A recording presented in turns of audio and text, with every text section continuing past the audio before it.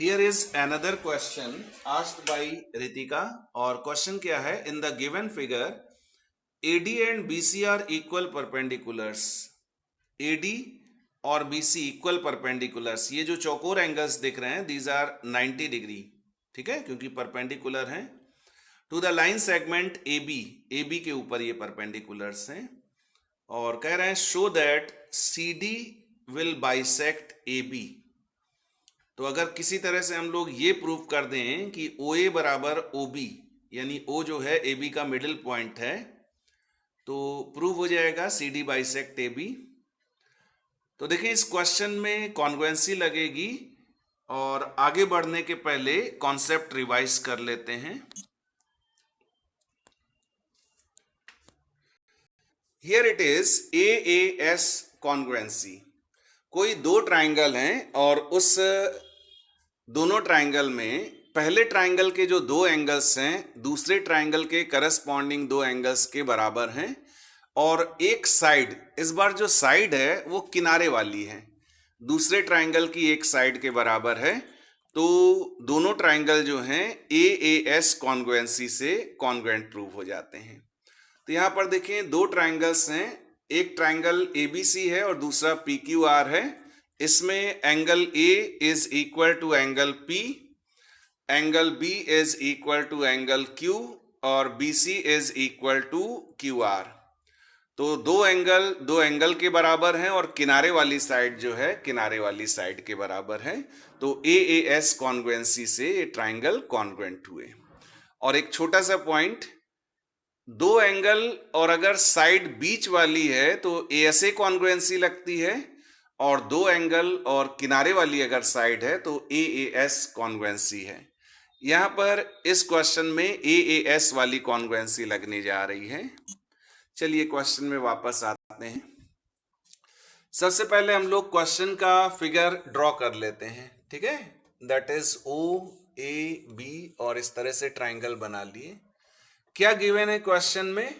ये AB पर ये AD परपेंडिकुलर है, मतलब ये 90 डिग्री है, दिस इज गिवन.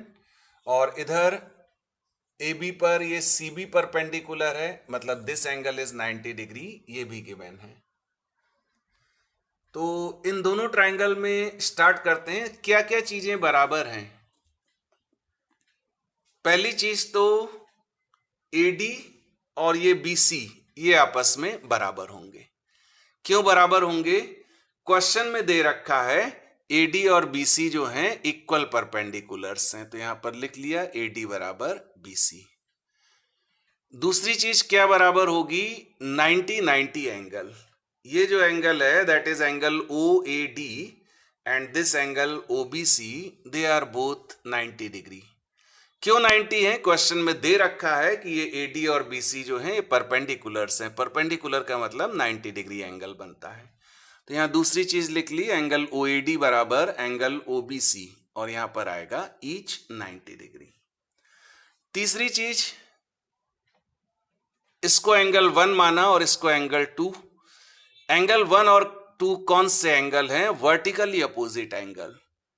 तो एंगल 1 बराबर एंगल 2 वर्टिकली अपोजिट एंगल्स. तो अब इन दोनों ट्राइंगल्स में दो एंगल के बराबर हैं और किनारे वाली जो साइड है ये किनारे वाली साइड के बराबर. तो कह सकते हैं triangle OAD is congruent triangle OBC. कौन सी कॉन्ग्रुएंसी लगी? साइड में लिखना जरूरी है, दैट इज AAS कॉन्ग्रुएंसी. तो जहां ये ट्राइंगल कॉन्ग्रुएंट हुए तो CPCT से OA और OB ये आपस में बराबर हो गए बाय द CPCT. और जहां OA और OB आपस में बराबर हुए so we can say CD will bisect AB. CD ने AB को बाइसेक्ट कर दिया, ठीक है. Question is completed.